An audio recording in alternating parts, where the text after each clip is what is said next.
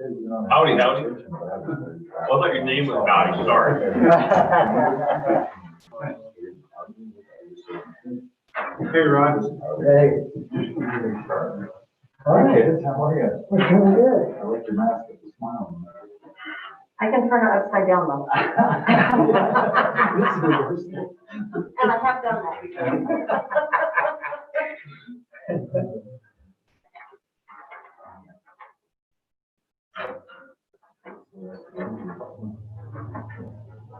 Like, yeah. Looks like Jerry's at his house.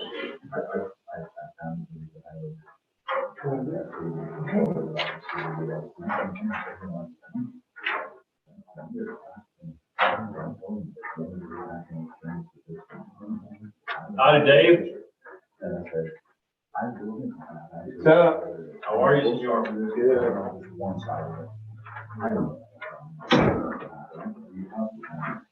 No things, another howdy there. How you doing? Yes, I was looking for a match.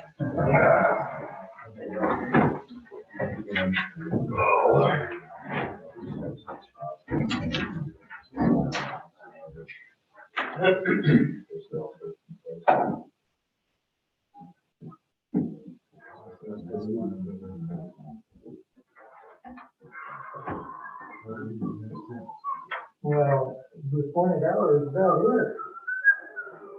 Another minute.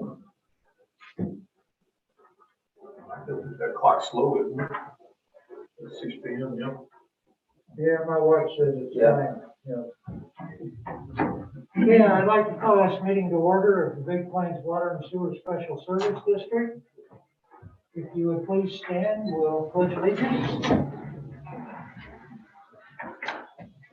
I pledge allegiance to the flag of the United States of America and to the republic for which it stands, one nation, under God, indivisible, with liberty and justice for all. Roll call, starting with my left. Ross Gregerson, present. Harold Merritt, present. Marty Listenby, present. Dale Beto, president. Jerry George, Jerry, I'm present. via Zoom. Yeah, he's here. Okay, all present, I counted for. Does anybody have any conflicts, what they want to declare for anything that's on the agenda tonight that they're aware of? Nope. Nope. Okay.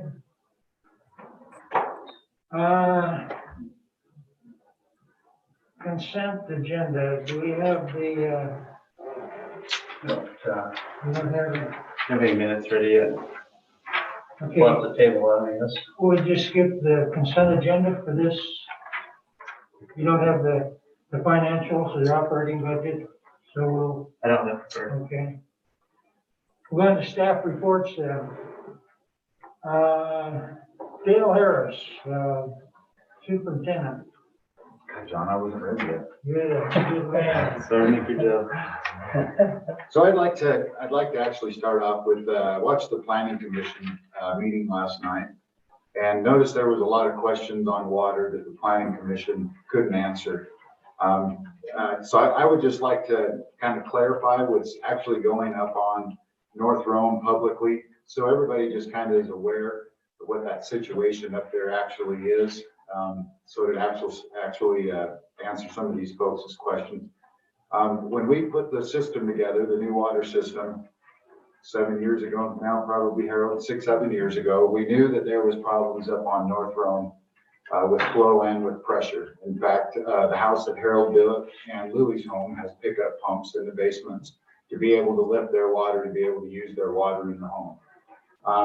And Rod can chime in at any time too. And so when we went to put this new system in, we were aware of those, talked with the state on that, and got an exception on those 2 homes of being able to actually use the storage and use the tanks the way that we had to be able to meet our fire flow and to meet our pressures.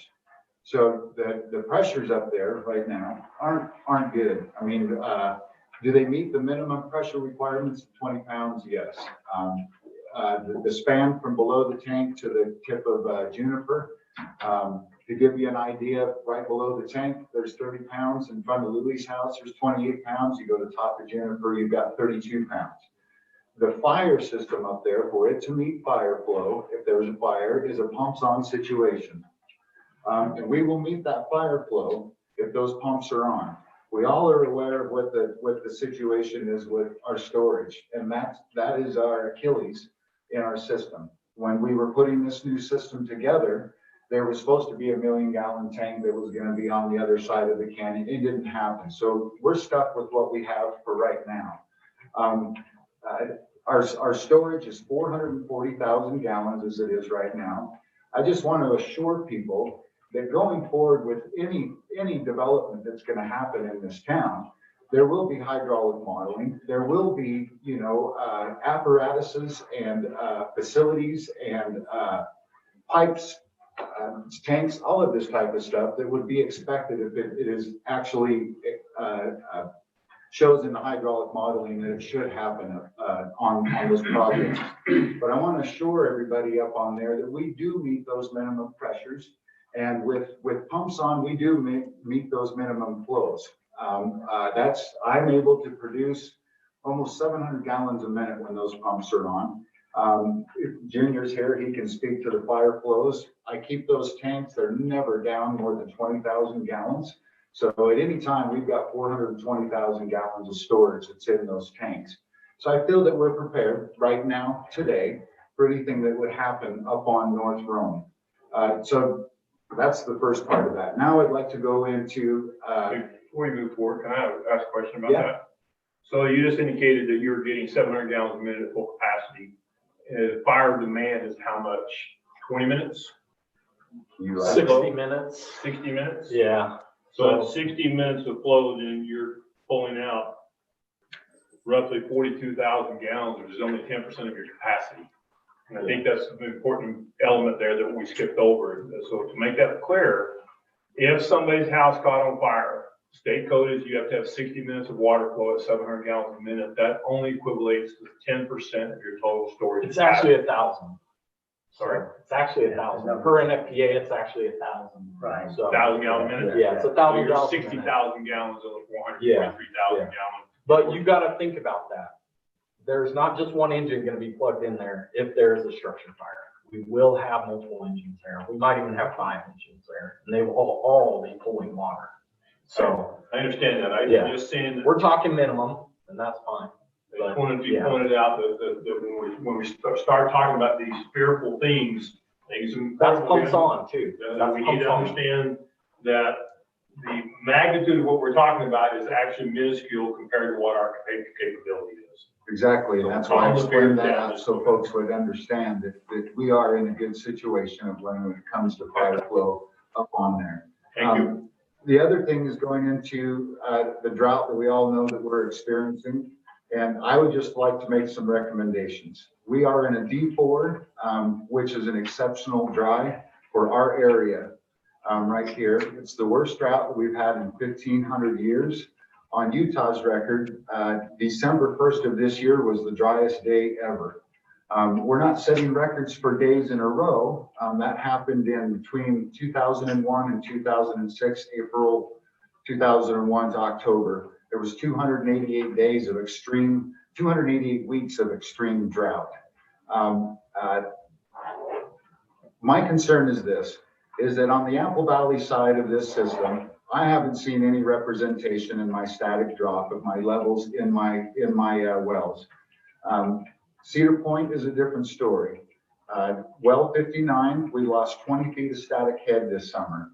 Don't know why we lost that 20.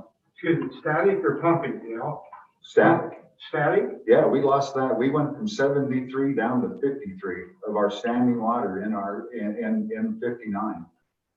So I do have a couple of concerns, and what I would like to recommend is that we need to just really pay attention to what these aquifers are doing as we're going forward with the town and building the way that we are.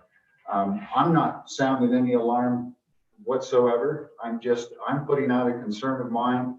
in the field and dealing with experts, reading the articles of where we're actually at in this drought. And everybody's concerned. St. George's, everybody around us has got concerns. We are one of the fastest, if not the fastest growing county in the nation right now. And we're in the desert Southwest. And, we've been in a drought. Utah has since the late 90s, early 2000s, we've been in a drought.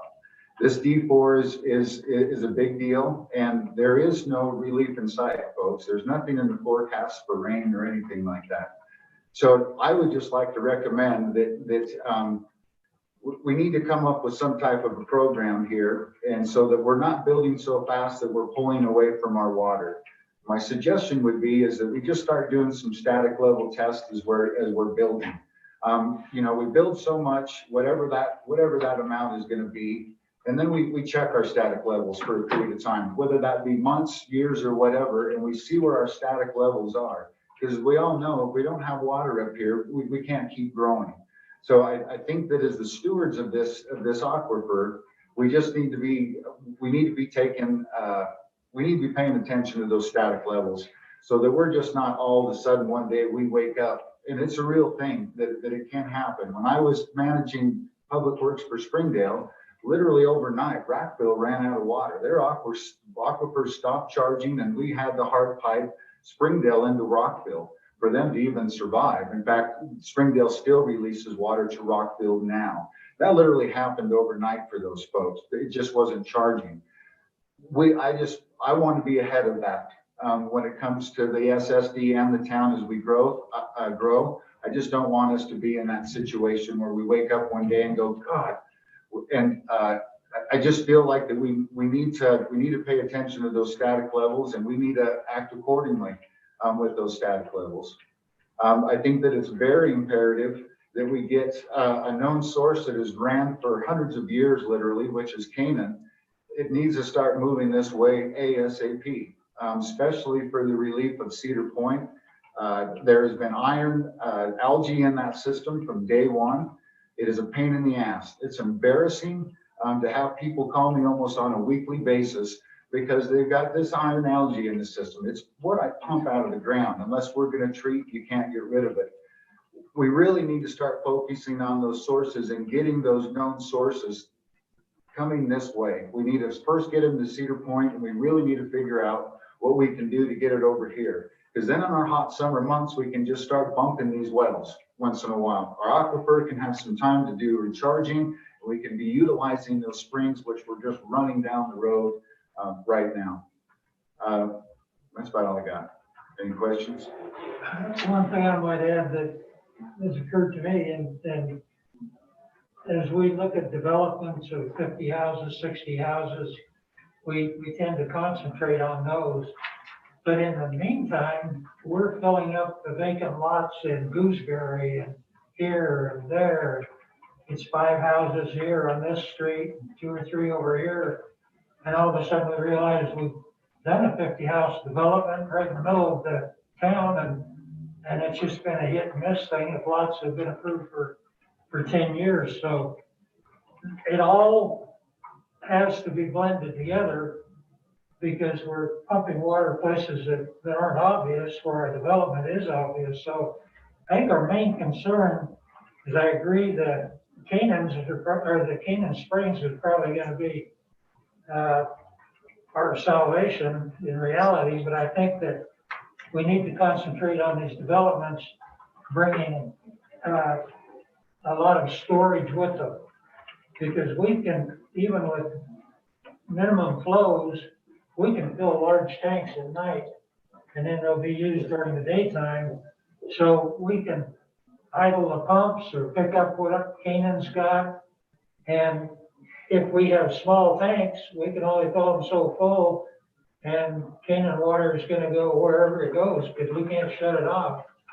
So we have to have the capacity to utilize all of that water. And then if we run a little short, kick in some pumps. But have the ability to capture all of that water. Exactly. And understand, all I'm doing this for is informative. I feel that's part of my job, is to let you folks know where we're at with these types of things. you know, and I get questions all the time, not all the time, from time to time. You know, Dale, do we have enough water for this? Dale, do we have enough water for that? My answer is always going to be, when somebody asks me that right now at this moment, yeah, we've got water. At any moment, like I just gave the example of Rockville, something could shift and we could be shut right off. So, you know, all we know is what our engineers and what the aquifer and the data that we get back from the aquifer, that's all that we have to rely on, folks. And then hopefully that it rains. So, you know, the SSD is always going to do its best to take care of our aquifer and to make sure that we've got plenty of water. But there again, that word "plenty of water" is a huge word. It's a big word. It's really not a word I want to use, because I think saying plenty of water in the Southwest would be irresponsible. Dale, I do think, okay, just from my understanding of the wells at 59 and Cook and Jessup. Cook is basically becoming unusable, isn't it? No, it's Jessup. Or Jessup. I deactivated that well with the state on Monday. Okay, so that is it's pumped, yeah, and you know, furthermore on Cedar Point, you know, the Jessup well, we should start a petroleum company. We're literally like pumping oil out of that. That's what I go to waste at. I mean, it's black and it smells just like oil. And it's not clear enough, guys. It's not clear enough at all. So I'm not going to sample it. It's not going to go into the system. So that's why it's been deactivated with the state, and all it is a phone call to stick it back in activation. That way I'm not having to sample anything, and I don't off of that. Well, we don't got stuff going on to our IPS report for a well that I'm not even putting in the system and not planning on running. And then on 59, so if we're down 20 feet on the static, what did our pumping level change to? We only dropped a foot after we made those adjustments to the controller. Okay, but you're taking less water out of it, right? Correct. Yep. Yeah. Now. So we reduced the frequency and dropped, but the bottom line, so we started out with that well up around 90 gallons a minute, then we voluntarily shut it down to 70 because we're getting. And now we're at a set point unpleasant. of 50. And now we're living, right? Yep. Yeah. So to me, when you say this is not a big alarm, it kind of is for that area unless we get that springs piped over. No, I say for Cedar Point, yes, that is a concern, is that we have that dry. When I say the word not alarm, I'm saying we run 3 different systems. So I've got 3 different beasts to take care of. These pumps over here aren't showing me the same stuff that I'm seeing over at Cedar Point. That's what I'm saying with Cedar Point, is that is a concern for me. We're dropping, we have the Jessup well that turned completely black on us. Well 59, that when we used to bring it up, would give it to us nice and clear within 10 minutes. I'm having to leave and come back and run that thing to waste. It's starting to dirty up more with the iron algae. We are going to constantly fight this iron algae in that aquifer in Cedar Point until that line gets over there. It is in the aquifer. It's nothing I can do about it. Okay. What is the distance, and maybe this is for Rob, what is our distance from the springs to the 1 million gallon tank? 2 miles and attempt to. 2 miles what? 2 miles and 1 to 2/10. Okay. And what side of the line is it you're transferring over?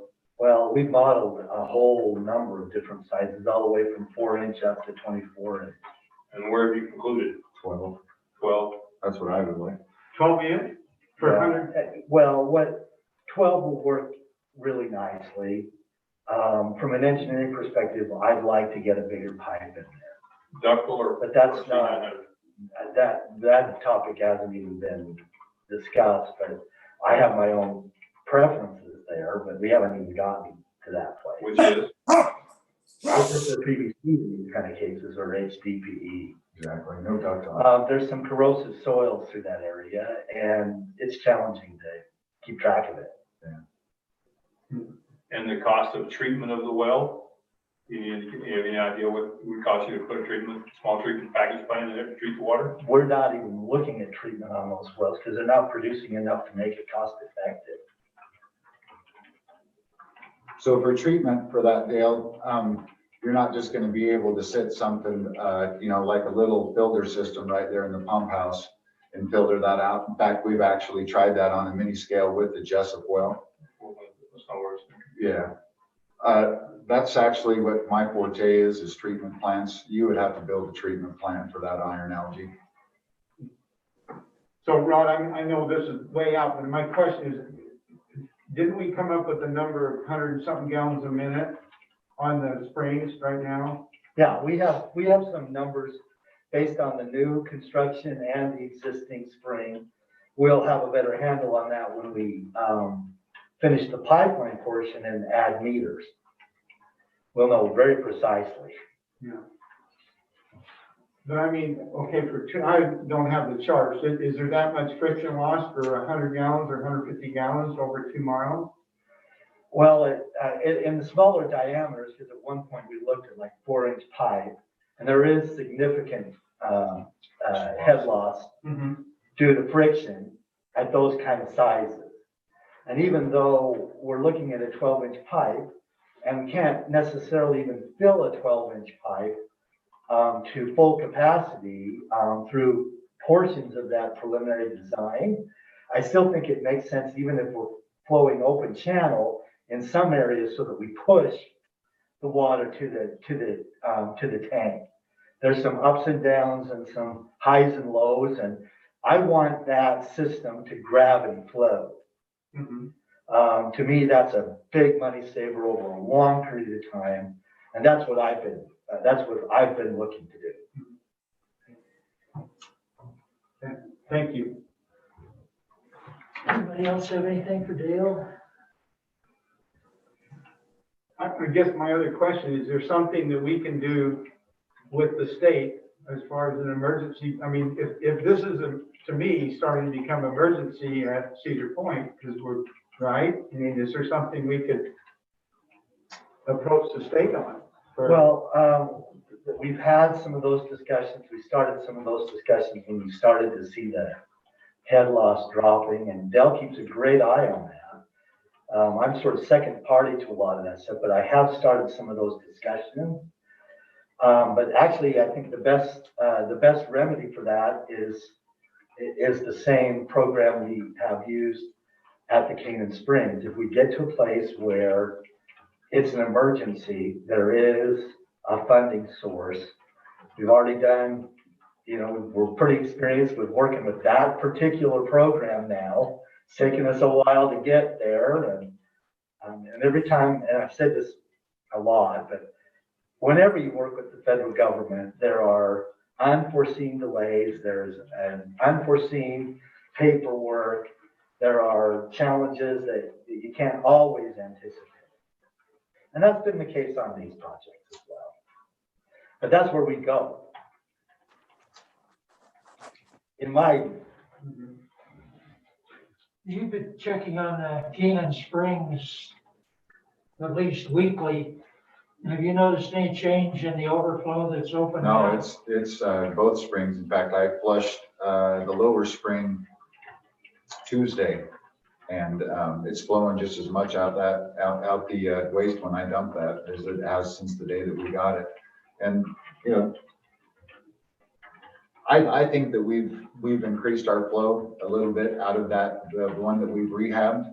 I think Rod agrees with me on that. I think that we've at least gotten 10 or 12 more gallons a minute than we had when it was the bamboo farm. Well,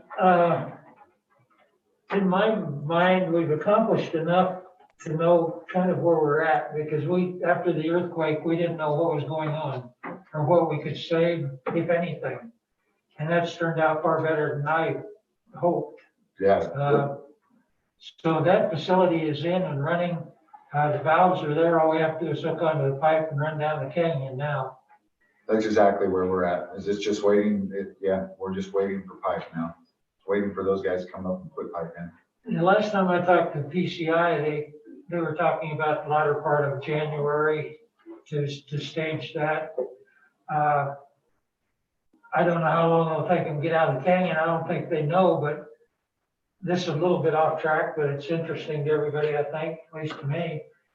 Okay, we come down the canyon with the new pipe, we're gonna shred that old pipe, and we're gonna cut off the town of Canaan.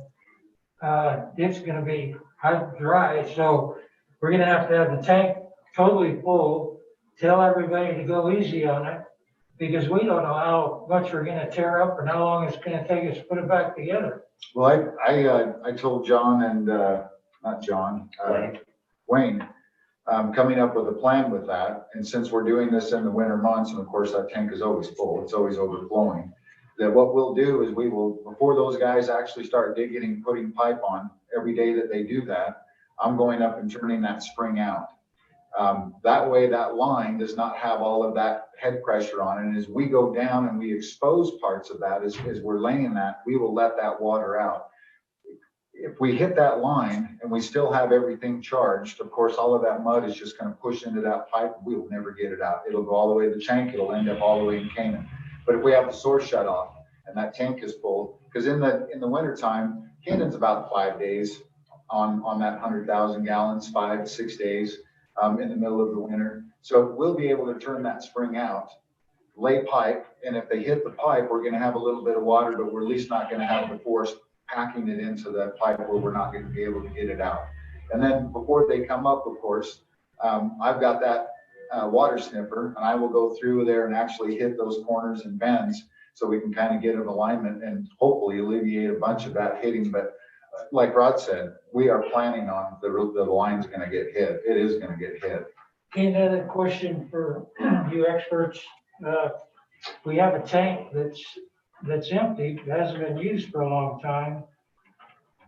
Would it be wise for us to rehab that tank in the next 2 or 3 weeks? Mhm. And so we could add 50% to our storage, or what? Yeah, we need to sandblast it and sanitize it, For us? coat it, sandblast it, coat it, sanitize it. Sandblaster out for us. Do you know any tank people in the neighborhood? Yeah, let me actually check it. So it's Dale, Say that again? what do you think? And then sandblast it and do the epoxy paint? Is that what we're thinking? Yep, And it's a 50,000, isn't it? correct. Okay. All right, I'll check on a couple people. Because we had that exact project last summer. And I've got the figures and the contractor, and I was very pleased with what he did. That tank, I think we have a bid of somewhere around $5,000 for it at one time. I think that didn't include the sandblasting and the coating. I think it's gonna be a little more than that. It's a smaller tank. We did an 80,000 gallon tank last summer and really did a really good job, including replacing some metal, for, I think it was around 80K. Okay, well, we'll, For 7,500 or something? No, 75,000. To refurbish it? Yes. No, we can't do that. we put a whole new tank in for You that. provide, Yeah, it's, that's part of the issue, that it will be substantially less than that, in this particular case. But it's still more than what we had estimated, a couple of years ago. Ross, you look into that. budget Yeah, for what yeah, we that's, can do. we don't want to spend that much money. Yeah, We can't. God, let's get this, why don't we just rent a sandblaster, put me in a suit? I mean, that's all it is I just need someone to feed a hopper. Why don't we just rent it and I can sandblast I it? have access to one. Ross has already volunteered. Yeah, you want me in the suit or you want me in the hose? Either way, but I mean, you know, if it's gonna be that much money, it's not like it's rocket science to do We'll sandblasting. need some blowers and stuff to air out. Yeah. Yeah. Okay, I'll check on that. I have access to a big sandblaster. Huh? We don't, we don't have a big air compressor, do we? No, Okay. Anyway, Huh? we can rent We one. could rent one or, yeah. So, okay. Chairman? Question? Yeah, you're not, by the way, you're not going up 50, you double the capacity, Harold, not 50%, right, of what we have by fixing that tank. We go up by half. That's Yeah. that's a 50,000. We're on 100,000 now and we need to do a 50,000. Yeah. Oh, this is a 50? Yeah. Oh, okay. Oh, I- Yeah, Okay, he was right. okay. When the pipe is damaged, just, and I apologize that I'm 6 months behind everybody else, or probably 10 years behind everybody else. Who's paying for the repairs to the damaged line? That's part of the contract. It's just a 3-inch schedule 40 line. It's not like it's a big line. I will literally take up compression fittings, anything that gets broke. Like I say, we will have the water turned out. Anything that's running, I would easily be able to fix while it was live with a compression fitting. It's not like it's they're ripping out a C900. It's just that it's not taped and it sits only about a foot. I think the deepest. Doesn't take much to bump it and break off. Exactly. I mean, literally, when they were taking the equipment up there, I expected we were gonna have breaks down. I figured they were just gonna get crushed. There's spots that when I walk up in there, you can hear the water running underneath your feet. It's so close to the surface that line is. Yeah, that line was never big enough to transport the springs, because they were overflowing at the top, and the pipe was full and overflowing at the bottom. Yeah. So, Okay, I didn't get my question answered. I asked who was paying for it. You said it's part of the contract. Who's paying for it? Us or them? Contractor? But that'll be part of the bid to be the contractor. That'll be part of the project. They go through the line. See, Dale's on the job to do that sort of thing, but we're charging for his time. So we'll back charge the contractor for what Dale has to do. Am I right on that? Yeah, It's, more or less, those guys are gonna fix it. My thing is, Yeah. I'm not gonna be able to stay away. I'll be there anyways, and I'll already have parts on hand and, yeah. the contract numbers that are stipulated under the contract include their preserving the existing line to the extent possible and repairing it as needed. As a practical matter, we recognize that may happen multiple times. And the quicker we get the real pipeline in the ground, the better off we all are. And so our intent is to deploy the plan that Dale just articulated to you, which I think is as good a plan as we can get in cooperation with the contractor, under the stipulations of the contract, both in terms of the economics and the timeframes and the materials and so forth. And we're gonna fight it out. It's not an optimum situation. Did you say we're gonna fight it out or fight it out? Yes, we're gonna fight it out. I'll take And I'm not talking about the contractor, I'm talking about the difficulty of construction. With the And elements. we're prepared for that. And we have been prepared for that. As we go down the canyon and we're talking about the 1-million-gallon tank, just for everybody's information, is that we've been talking to the property owner that we would be utilizing an easement through their property. We still haven't come to a final agreement, but we do have the option of going down next to the highway and going in the easement we already have and tying into a line down somewhere, say around well 59. Ross and I had an epiphany on the phone this afternoon that would still be pressurized even if we went down to the highway, because there's 160 pounds PSI at the tanks. Somehow, if we could get that around the tanks and down in that pipe, we'd need a pressure regulator to slow it down when we got down to well 59. And it's still run it uphill into the 1-million-gallon tank, is that right? Yes. The gravity flows. So no matter which way we go across there, it'll still gravity flow. Well, it changes the dynamics of it. As Ross was pointing out, the head losses changed a bit. It might require an adjustment in the pipe size or something of that sort. But yes, it will gravity flow, point A to point B. Okay, well, I have the discussion with those folks that we discussed earlier today, in the Yeah. coming week. And we'll bring everybody into the loop how that goes, and we'll make a decision how we're gonna go across there. Because we gotta have a way to get across there to tell the people that we're asking the money for, so we can Right. kind of pull in the end. Right, the USDA is still in a position with the pipeline project to refinance the state portion of our initial construction debt, which is helpful. And they extend the term to 40 years. We just have to work through some additional details there. But conditions actually are better right now than they were kind of when we had initially talked about the project when Mayor came on board. The conditions in terms of the economics of it are better today than they were then. Of course, they were better earlier on than that. We didn't foresee all of that, but we're in a little better spot. Let's FedEx them a little vial of that sludge that we. Yeah, no kidding. Well, and let them know this is what we got pumping, we gotta get this pipeline done. So Yeah. I guess the long and the short of it is that the unknown that was the real issue is the spring. We know where we're at with that. So everything else is manageable. That was the unknown in the whole thing, and it's pretty well solved now. Well, and I would add one little piece of good news, and that is we have purchased water rights in additional springs that have the potential of adding to that total.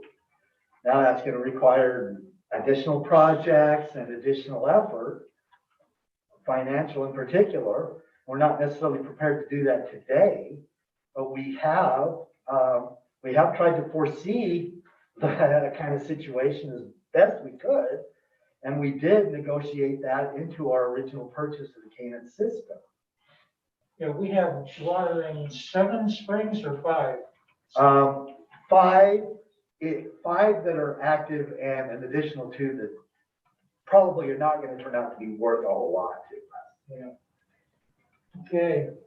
Any questions, anybody else? Any of that? Okay, Rod, did you have anything on general engineering or what's going on here? So yeah, actually, I just want to say I appreciate the discussion tonight. The more information we can get out to our officials and for that matter to our community in terms of where we're at is super helpful. And yeah, we are in a serious drought. I don't know what that looks like come May, June. We'll figure it out a little bit ahead of that. And hopefully things change a little bit in our favor. If they don't, we'll have a plan going into the summer to make all of that work. The good news is we've got a little more water in the overall system. The bad news is it's not all interconnected.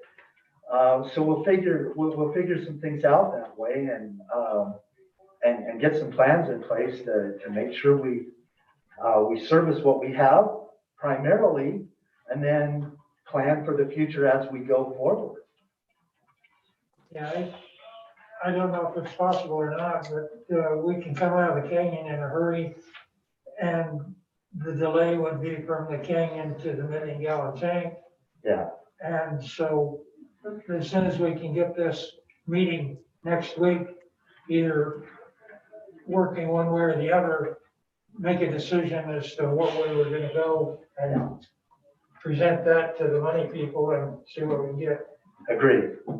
And then just from an overall general engineering perspective, the fact that we have shifted from the Jessup well to the Cook well as the backup to well 59 has changed some of the paperwork associated with our program. We did have a valid source protection plan for Jessup, and we didn't have a valid source protection plan for Cook.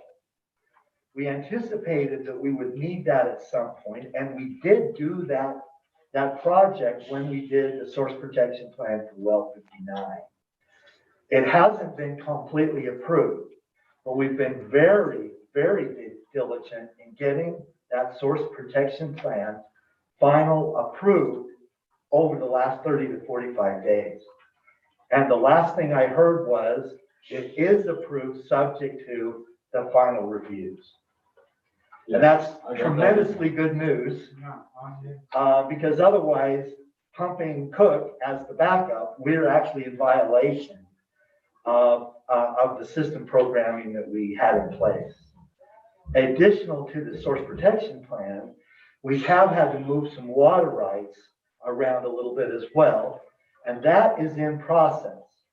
The source protection plan people normally require that to be completely done before they will approve their source protection plan. Well, we've negotiated, and with the goodwill that Dale has consistently shown, these folks that are helping us, if you will, helping us in a a jurisdictional sort of a way, are cooperating with us on that. The paperwork is underway. We're moving forward with it. Water rights changes sometimes it feels like things move at a snail's pace. But we have initiated the paperwork to make those changes that are necessary, and we're on our way with that.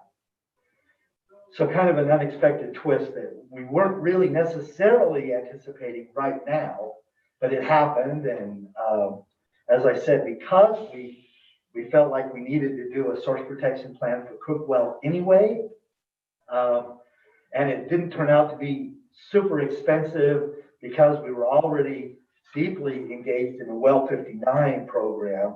We were able to get that document and in front of them and get that approved for use. Really big deal for those of us on this side of it in terms of operations and engineering, and it's just we were fortunate that all of that kind of fell into place the way it did. Beyond that, as I mentioned before, really delighted with the outcome of the spring. As far as the output, we're hoping over time we might even stabilize to an even higher number, because as I mentioned before, the contractor I thought did a really great job to capture what was there. And as that whole system repressurizes with the backfill in place and so forth, we may in fact see an incremental increase from even where we've been. It's not a surprise or a secret that I was hoping optimistically for even more flow as we went through this, but we have what we have, and we're grateful for what we got, frankly, at this point. So we need to get the contractor back up on the hill and get the pipeline installed during the winter, so we have the benefit of the lower water usage months here, and I think we're all in program to get that done. There have been some delays associated with getting the paperwork through the system. I think most of those have been overcome, but there are a number of things that have happened, including the guy that was approving the second request got COVID and disappeared for a month and a half. He had a fairly serious case. He's back in Washington, D.C., and he's the guy. And so we lost about a month and a half on that piece of it, but we did get the additional funding. It has been approved and authorized. We've just got some paperwork to get through to get the money actually flowing to our contractor, and frankly for engineering and some of the other stuff that we're all waiting on. What paperwork are we missing? Well, right now, the contractor owes us an audited financial report. He has been very reticent to surrender that from past experience that whoever they worked with in the past were not able to keep that private. And it is protected documentation. It doesn't become public knowledge. But they're very concerned about that. So they asked me to negotiate a lesser requirement with the USDA. we have done that, and we're working on that, and we're also working with our attorney, who has to certify that that document, along with a dozen or so other documents, are correctly authorized and appropriately executed. And so there's just a little bit of a delay, if you will, in terms of getting that one resolved. Our state guy, I think it's a kind of personal problems, but our state guy, who is a great advocate for us and has been very helpful, his wife I had a problem. She was pregnant, and she ended up with some really frightening disease that was going to take her life and the life of the unborn baby. They had to take the baby months premature. The little one came out just right at 2 pounds and way premature. And I don't even know the number of months, but it was months as opposed to weeks. And they're still in ICU at Primary Children's Hospital, and every day is a blessing to them that they still have their little one hanging in there. It's a miracle, actually. But he's been largely out of the loop for going on a couple of months now. That has not created a huge delay for us because we have the loan officer in Ridgeville that we've still been working with, and she's been relaying information, and we did get the funding approval, but we haven't had as clean and as routine of conversations with them as we normally would.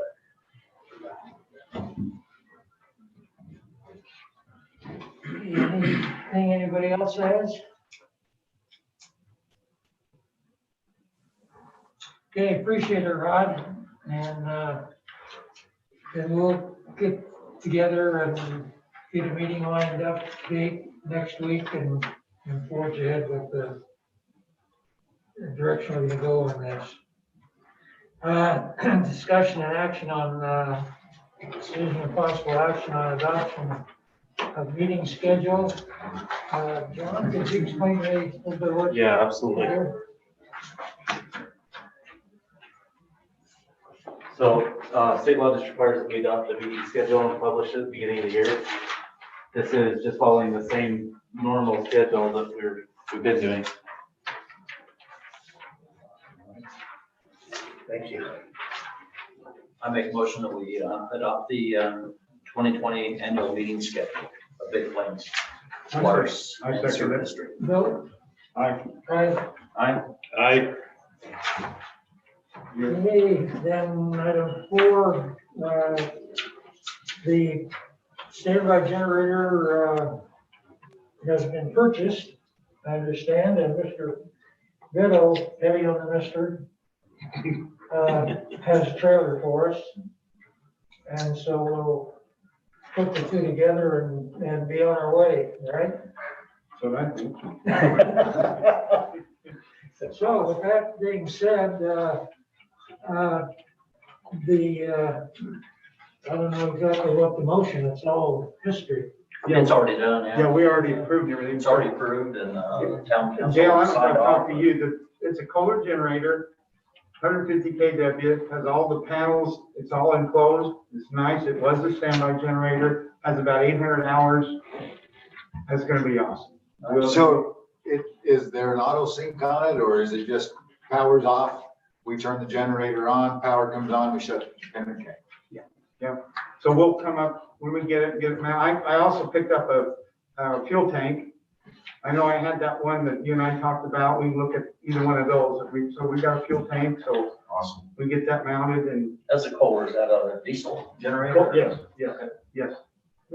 Cool. So, We're good to go. Okay, good work, Ross. First forward with that. Discussion of possible action on a resolution authorizing the use of a public treasurer's investment fund, PTIF fund. John and I have talked about this a couple of times, and the only request we have made is that as money is moved within the PTFI accounts that would affect the service district, that the treasurer, which would be Ross Gregerson, be notified via email that money was transferred within the account, because those are accounts that are rarely checked. And so he just give a heads up on it. And other than that, be ready to go. So who's the notary? Are you, John? Michelle will notarize it. So if you just approve it in this meeting, then later you could, we'll arrange a signing time. Later? Tuesday, to sign it, yeah. Just a quick little suggestion. What? The name of the entity in these kinds of legal matters is Big Plains Water and Sewer Special Service District. We probably should use that whole name It's a good on a idea. document like this. Thank you for that. You Appreciate bet. it.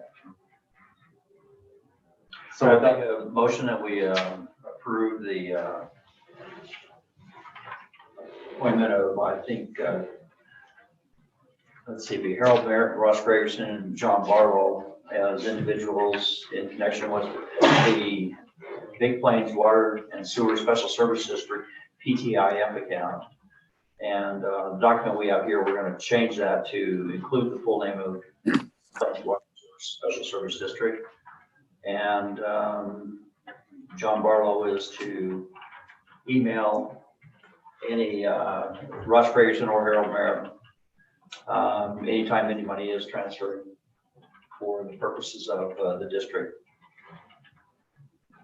Hey, I'd second Does that clean it up? hey, vote? Aye. Aye. Aye. Aye.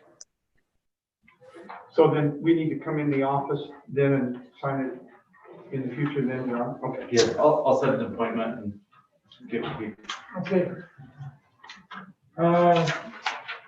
The policies on bulk tank rates, do you have those policies ready? Or I do, yes. did you? So I apologize for getting these to you so late. So what we can do is just go through them extremely slow. And then you can decide what your comfort level after you understand it. So this first one is the disputed bills.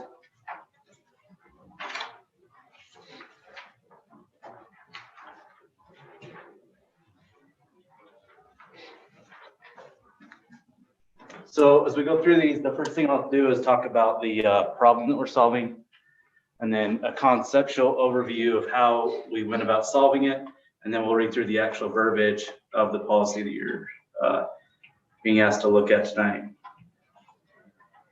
So in your policies under section 3.3, disputed bills, the first change that's being made is that in addition to 3.31, it says if a customer I'm going to do a conceptual review.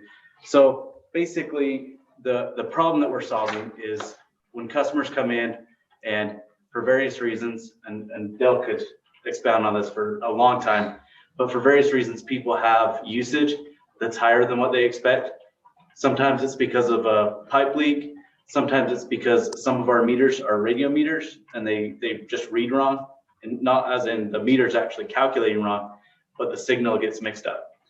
And then other times it's because they actually just use more water than they're expecting for some reason. And I misread from time to time the manuals.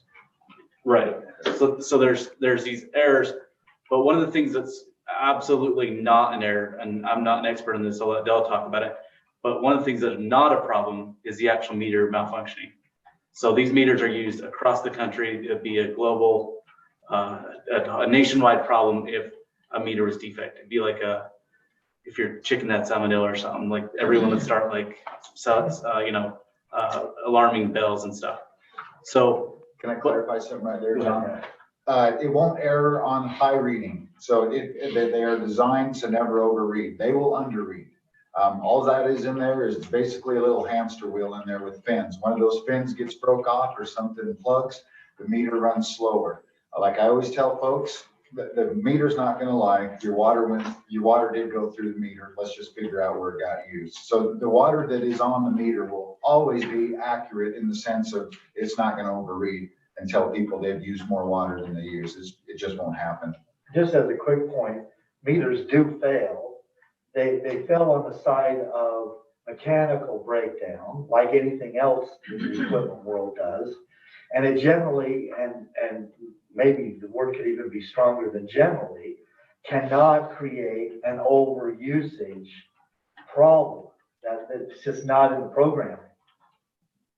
Okay, so with that point driven home, the problem that the office staff, the other people that receive payments and stuff have, is that people come to us and often it can feel a little bit like a dead end, right? So if they're frustrated for any reason, what I think is a good idea and what's being proposed tonight is adding more process to their complaint. So the conceptual idea here is that they could come in and they could dispute it. We wouldn't just tell them, no, you have to pay the bill.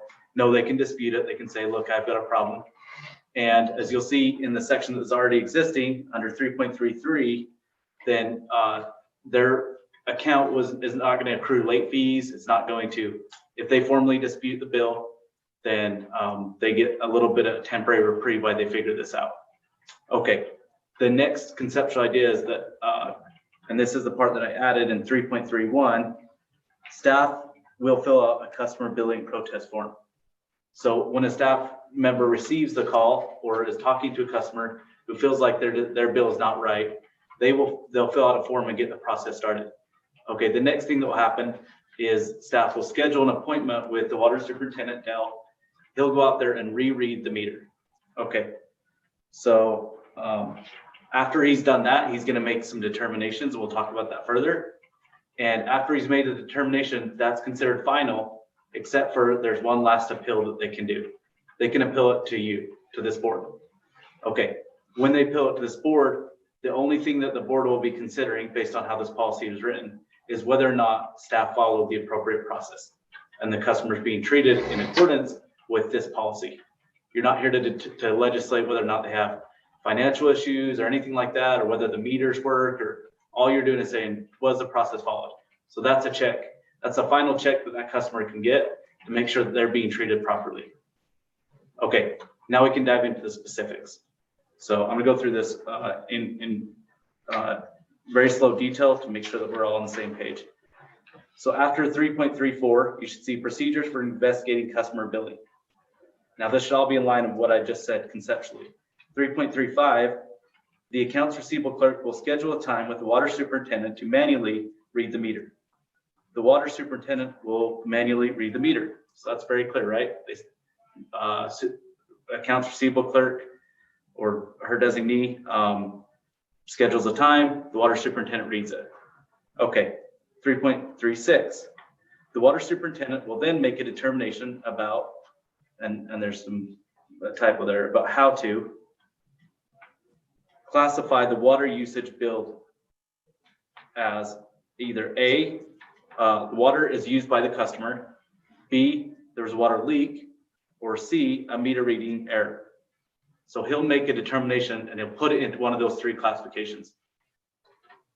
3.37, billing classified by the water superintendent as water used by the customer will result in the accounts receivable clerk reversing the actions in section 3.3 and ensuring the customer's account accurately reflects the usage. So if you remember earlier, when we were talking about 3.3, when someone disputes a charge, the billing clerk goes in and makes sure that they're not immediately getting late fees. They basically suspend that charge for a minute. If the water superintendent determines that the water was actually used, if that's the classification the water superintendent meets, they'll go in and reverse that and the customer will get billed. Okay. Without late fees. Does that sound right? That's a really good point. And I think the board, I could give you the two sides to that and then you could make a decision about how to do that. One side is that might incentivize people to use this process even when it's not warranted. The other side is that it would give reprieve to people that are already going through a hard time. There's a third piece, if I may. We are incurring additional costs from in labor and so forth that we don't recover. So it does sort of, the middle ground does to me feel like if they complain and it's found reasonably that they used water, I would suggest that you hold to those late fees if there are, and some do. That's the only cost recovery we have in this process. And if it's, otherwise, it's not our fault Yeah, that they used. And yeah, in other words, if it's a bad meter, of course, we don't want to charge them. right, You know, right. But at the same time, let's. anyway, I think that's not clear here, and I think we should. So- clarify it. Here, under this section, my recommendation would be that they normalize it and all the normal fees would apply. Under the next one, and this is where that might be a little bit, is where I'd recommend you put it, and it's not there. Section 3.38, billing classified as water leak will be recalculated as outlined in section, and I didn't put the section number in there, but I should have. Will be recalculated. So what we talked, did you want me to elaborate on that? Yeah, sure. The recalculation, what we've done in the past is that when folks say that they contest that reading and I come over, 9 times out of 10, I find a water leak somewhere on their property that they know that they didn't have. So when we find that, these folks have been proactive to get a hold of us. They've been proactive to fix their water leak. We have charged them what they used the previous year in the same month. That's what their bill ends up being when they've had that water leak. If they don't fix that water leak, you come the next month and the water bill's high, you're stuck with your water bill. If you're just still letting that water leak run. But that's what my suggestion would be, is that's how we would bill those folks if they did have a water leak. That we would give them that repeat, whatever they used January of last year is what they would get for their bill. And that seemed to have worked for us so Yeah, far. and in this case, it probably would be also wise to clarify the fact that we're dealing with a leak on the customer side of the system, because that's the only place where the reading is going to come through anyway. If we have a water leak out in front of that, it should still not affect their water meter reading. Just throw out a possible scenario that's, I know somebody who has a swimming pool and they had to drain it and fill it, and where's the water leak? I mean, it's leaking in my pool, but let's go off of January's bill last year when I didn't fill the pool. I can just see how this could get out of hand as well. So, And the mechanism in there to make is the superintendent. I have to verify What the that. board is doing is trust the superintendent to go and make a wise decision there. I've already had 2 people try to do that. I've said, let me come over and let me see if you got a leak. And if you got a leak, we'll what I just said, we'll do this scenario. Well, I do have a leak then, is what they'll say. No, that's not how it works. I need to come over and verify that you do have a leak, and that's the reason that this has gone out. higher than usual. Yeah, exactly. So a lot of folks say, what I try to do so it calms it down, they say, no way did I use this water. There's no way that I use this water. I say, meter doesn't lie. The water went through the meter. I'm not saying you used that water. I'm saying that water went through that meter. Let's figure out if you used it or not. Once you verified it. Exactly. So I changed the language here just to say that. But I'm not giving you a break on your pool. Well, I'm just, another scenario comes up, because I've had my share of water issues, and that's where, beginning of the season, my sprinklers pop on because I'm finally turning them back on. And the valve itself, opens up and waters, and I come out the next day and I have a lake outside because the valve never shut off Right. automatically, which, is a form of a leak that's unintentional, but it's also a lot of water usage. So Right. there's a lot of scenarios. It seems like we could get beat up pretty good on this, but Well, that's we the are thing, is that I've got municipalities, so I to understand. verify it. So if you take your scenario, if you would have called me and said, Dale, this isn't the pool or whatever, I've got a problem. First thing I would do is come over and look at your meter and see if your meter is running. If your meter isn't running, first thing that I think of is either you've got a water softener that's overcycling, or your system is leaking. And the reason that I'm not seeing that is because your system's not on. So I'd say, Marty, let's go through your house now. turn on your water system. And I would average out what your bill is and say that this is what you should actually be using every day. Let's fire up your water system. And I'll be able to tell within minutes which one of your sections is actually leaking. That's when I'd say to you, you used considerable more than you used this year. That coincides with this water leak that you've got. We will credit this back. If I come over and I don't find that water leak and you say, well, I absolutely didn't use that water. And it's gonna show up if it's landscaping, because you're gonna have puddles somewhere. Exactly. Well, all But right, I just wanted to definitely clarify open it. for So- suggestions. If there's a better way to do that, let's do it. Well, I think you're, giving people a break. If I may, I think the way we're doing it is from a people perspective is really a good way to manage it. Yeah. The fact of the matter is, most larger entities that deal with this, that their buck stops at the meter, and it doesn't matter what the problem was past the meter, whatever it says, you get to pay. And that's actually a really clean policy, and people who live under that policy understand that pretty well and take pretty good care of their side of the meter. That's been Having said that, I think we're doing something that's better than that from a public relations perspective, and frankly, I think it's good.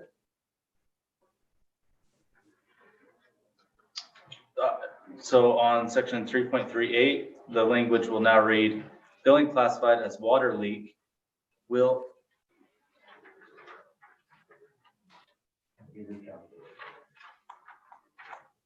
be recalculated to reflect the usage of the same month in the last year. See, I think you have to be careful when you change it from can to will, because then if some unknown pool guy takes that, this is my free month to drain and fill my pool at the city's expense, then you're mandated to do it. I think you need to leave that there as can I agree with and that. let that dispute the process make the final determination and correction of whether or not it should be applied. The owner should pay for that. If I have a leak between my meter and somewhere through my house, if I have a leak in my garage or somewhere that's subsurface, there's a strong possibility that's not going to be detected because it is going to be a minor leak. It's going to be a leak that's hidden from view, and it's not going to be discovered until the meter goes through. That's not an intentional act on my part, and therefore through the process that the will can be applied, or it can be applied, but not the will. So that prevents him from taking advantage of that. So I would caution not to change it to will and say it can be. Okay, so billing classified as a water leak can be recalculated to reflect the usage of the same month in the last year. And if I can get back up one more step, we go back to section we were talking about earlier about the late fees on section 333, disputed bills shall not be declared delinquents. And then it goes on to talk about the late fees will be halted. That, I think that should probably stay in effect, because again, if I have an undetectable water leak and it's not determined until the water meter is read, then I as a homeowner can't do anything about that until you perform with your end of the deal, which is come and read the meter. So if I'm getting charged late fees while we're going through this process to determine where I was innocent in my actions, I'm guilty of the leak, but I'm innocent in it being flagrant, that's what I'm gonna say, or intentional. Then it's once determined by the superintendent that it is in fact my responsibility, then you can start incurring charges, because it's now the onus is put on the homeowner to make a correction. If I delay it 2 weeks, 6 weeks, 8 weeks, 10 weeks, then the city should not be picking up the bill for that. So that sounds exactly like what the mayor was saying, right? Okay, Yeah, but that's And that- better. that's true. Probably. So, but I just want to make a point here that, and that's absolutely fine. We can make that change right now. And this is a good time to do it if you'd like, but that's not part of the stuff that was in your policy already. So, and you're comfortable making that change now? Well, where you jump down to sections 337 is where it loses its clarification when the penalty actually begins. And that's what Rod or Dale was mentioning earlier, that when does the late fee actually come into place? Well, if I read my meter on January, or Dale reads the meter on January the 4th, and I get my bill on January the 10th, and I've got a greater usage, I called him out, he doesn't get there until the 18th. I've got 18 days of accrued penalties starting somewhere back there. But if Dale determines that it is my fault and on my end and my responsibility, and then I become lackadaisical about it, then I should have to pay the penalty. So there has to be a direct, non-disputable action as a result of a process. Okay, so if I'm understanding everyone correctly, what we'd like to do is ensure that late fees are not charged during this process while they're working through. Until it's determined by the superintendent whose responsibility it is. Okay, And if it becomes a responsibility determined by Dale at that point, that is the homeowner's responsibility, and they do not take action, then we can apply late charges because they are now in neglect or neglecting the problem. I agree with all that. I just like to insert when it comes to that time, and Dale's right, you know, there is times that I get busy, but almost 100% of the time when I'm reading the meters, I do pay attention to what comes up, and I do have mental log of what people are using and what you are not using. So here's a good example here. A couple months ago, John Marshall, I go to read his meter and it's just spinning like the wheels are coming off of something. Look around the house, I don't see anything running whatsoever. I will always go up and knock on folks' door. If they're reading when it comes up and it shows that they are ridiculously exceeding, and I know that, you know, this old lady has only been using 2,000 gallons and all of a sudden she's using 25,000, they always get a knock on my door. They get on, especially if that meter is spinning, they always get a knock on their door. I introduce myself and I say, I'm just making sure that the water you are using, you know that you're using, because your meter is spinning right now and you're X amount of 1,000 gallons ahead of where you actually usually are. And I catch a lot of that stuff out in the field. Folks will be like, I didn't even know. And I will just turn to the mode right then. Why don't we just shut everything off right now and just make sure that you don't got something going on? So I do catch a lot of that out in the field. And I applaud that, and I appreciate that, but this needs to be able to support us when we're. Oh, no, I agree with you on that. Can't do that. Yeah, I agree with you on that. No, I agree with you 110%. Keep doing that, let's catch it while we can, but let's have a backup process system that we can I go agree. through. Does our software have anything built in to where it's a, It gives me alarms. does it? Yeah. Okay, Yeah, it'll alarm me. I've gotten phone calls on, you know, commercial businesses where they call up, say, hey, something's going on, you're using way more than normal, you might want to check, make sure you're on a leak. Right. Does that alarm get activated when you fill the school? Yeah, it goes on. The meter gets hot. I want to know. It gets okay? hot. I'm telling you what, they send me some huge bills, and what is funny is, what's normal is kind of like great, and this last month was like $15 or something. Yeah. It's like, that's so abnormal to be that low. So your other warning is a sprinkler alarm warning. Yeah.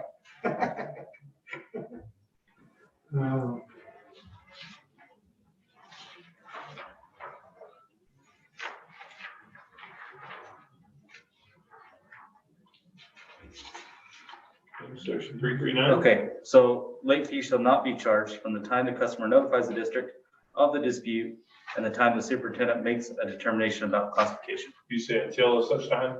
In between the time they've notified the district and the water superintendent making a decision. Should it say until the superintendent makes it first? That's right. Yeah, so late fee shall not be charged during the time that they notify the district and they make it, so between the time they notify the district and the superintendent makes a decision. Could we, And I would even say 5 days after the superintendent makes it, because let's honestly, let's say it's Friday afternoon before you get over there. They may not be able to contract right up until Monday. Exactly. So give them a 5-day window. And Let's 5 days. work with them. Because they're not gonna be neglected the first 5 days, they're gonna be neglected the next 2 to 3, 4, 5, 6 weeks, Okay, where they're gonna penalize us. Sorry, Stephanie goes. no, I was just trying to wrap my head around a couple things, like, so basically you're saying that if you have that 5-day window, you're gonna go out and check on it, and it's taken maybe a week to coordinate it. Now we're 14 days out from the bill due date.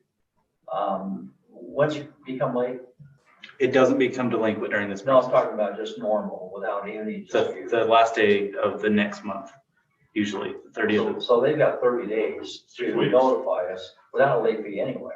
Mhm. It's, So they're, they're getting into late Right. territory. It's only, They're way late. they're only gonna get penalized when they intentionally say, I'm not gonna take care of it right now. Yeah. And that's really what we want to penalize. We don't want to penalize, Jesus, Friday night, it's 2 o'clock in the afternoon, I can't get a contract here until Tuesday next week, so. so if in some chance they didn't look at their bill, clear till the end of the month, and then they said, oh, wait, I've got a problem here, they could dispute it and still not get charged fees. Getting their bills due on 15th or something. No, I think it's the end of the month, it's end of the next month. Yeah, so before you come to Lincoln. Yeah. So you have ample time before you get penalized. Yeah. So again, we're only penalizing bad behavior, not any gray area. Exactly. Okay. Yeah, I said better again. Billing classified as water leak can be recalculated, we went through this, 3.39. Billing classified as a meter reading error shall be corrected to the accurately reflected water usage. That's very simple, right? If they, And should we add in there no late fee supplied or the? so once he makes this determination, they still have 5 days of no late fees. Even, no matter what the classification is. All right. Okay, 3.310, appeal of water superintendent's classification. Customers are permitted to appeal classification of water usage billed made by the water superintendent as outlined in section 3.36. So if you disagree, if I'm a customer and I say, I think it's a water leak, and Dale comes and looks at it and says, no, I think it's your swimming pool or whatever, I can still appeal it to this board. That's what that's saying. Okay, 3.311, decision-making criteria for the classification of appeals. The Big Plain Water District Board shall only review whether or not the process outlined in this policy was followed. Big Plains Water District will not take into consideration any other factors when reviewing appeals on classifications made by the water superintendent. So basically, if someone appeals it to you, your job is to say, was this process followed? It's not a test to throw in the water bill for the month, yeah. And their financial situation doesn't necessarily apply, their meter, we're not gonna get into the, the weeds about whether or not meters work and all that other stuff. But what this does do is say, if someone feels like they're not being treated right, or they just want to talk to this board, it'll give them somewhere to go. It'll give them an outlet and a way to appeal To give them an opportunity to vent, but it won't give them any hope. it. Unless your staff's not handling it correctly, in which Yeah, case, that's not hope. Let's play the devil's advocate. Let's find the very, very, very worst case scenario. Let's say that we discover that my line on my side of the meter is cracked, but we investigate and it looks like the trash man backed into my backyard, my driveway, turned around and he drove over the meter and the box drove into the pipe. Well, hell, that's not my fault. Why am I paying for that? Why can't I go after the trash guy? These are the very, very worst case scenarios. Mhm. So at that stage, there should be some consideration from the board. We should have the opportunity to at least evaluate it with some type of possible other than yes, other than limit to say it's either the process or not the process. right. Well, there are considerations. If the trash company is contracted out by the city, there is some liability. If the sheriff who's under our contract comes out and backs into my driveway in the middle of the night because he's in a hurry, he speeds off and hits my meter, there are considerations. So to limit it to say process only really restricts our ability to do anything and restricts the community from having any ability to find a resolution.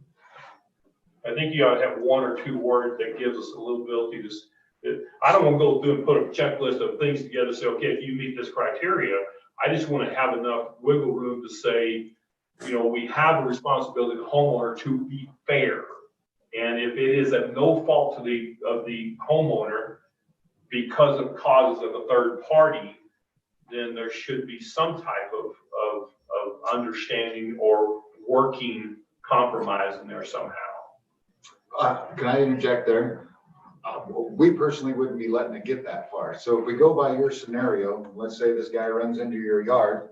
Of course, now we know that you have a water leak on there. So if he's come in and crushed your pipe, I'm instantly involved with what you got going on because you're going to ask him to shut your meter off.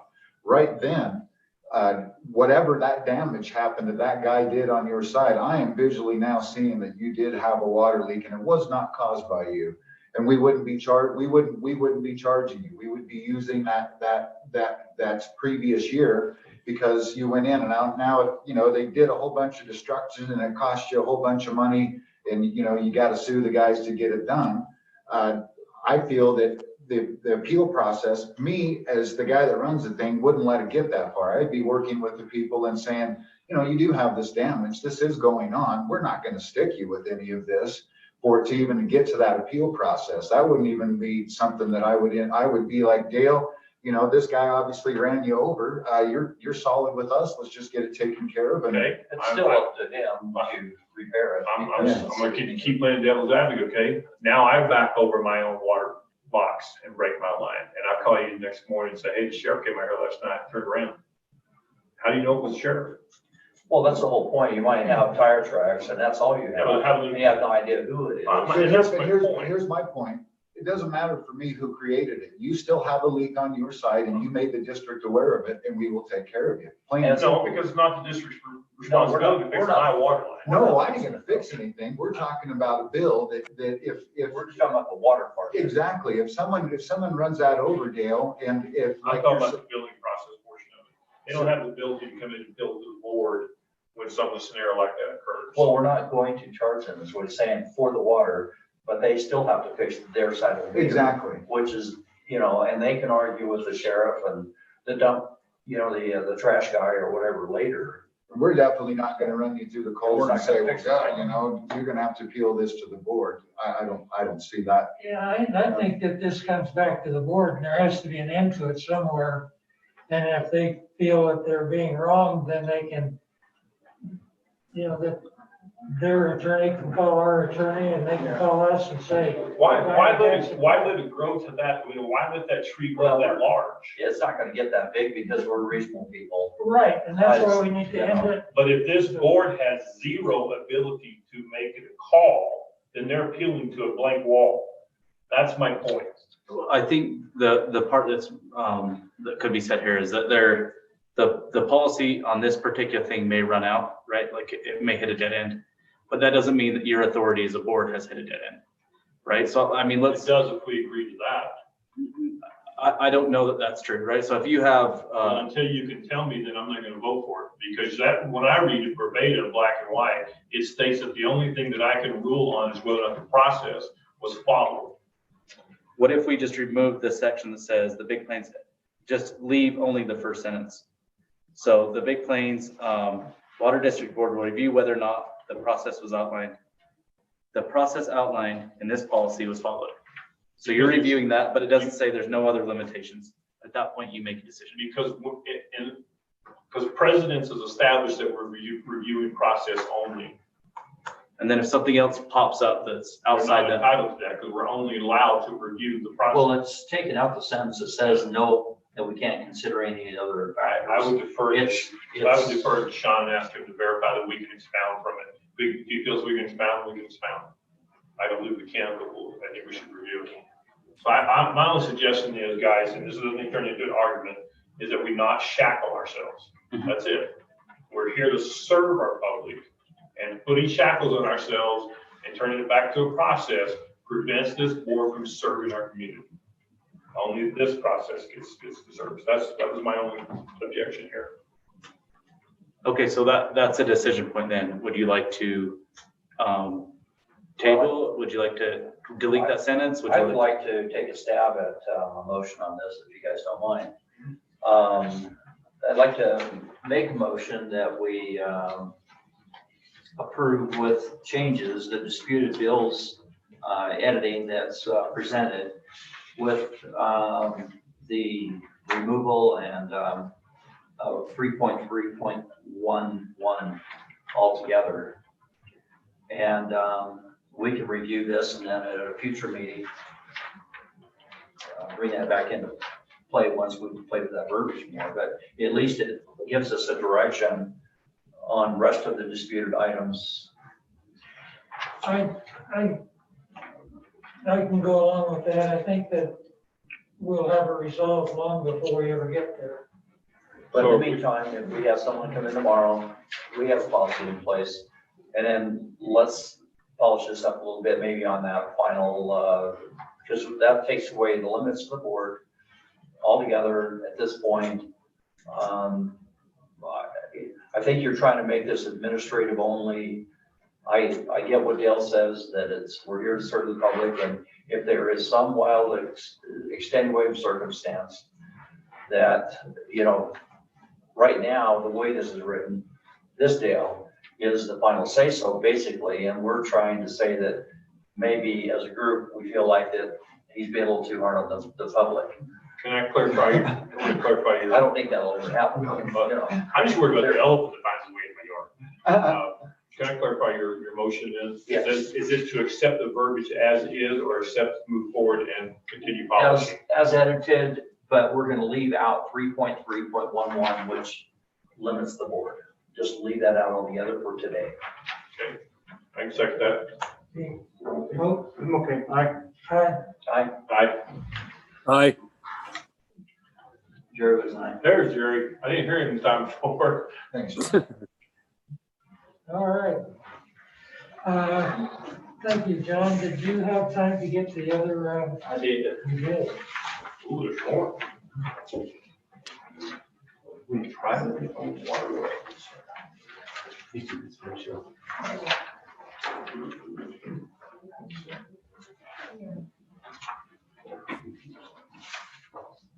Okay, I'm gonna go through the same process again.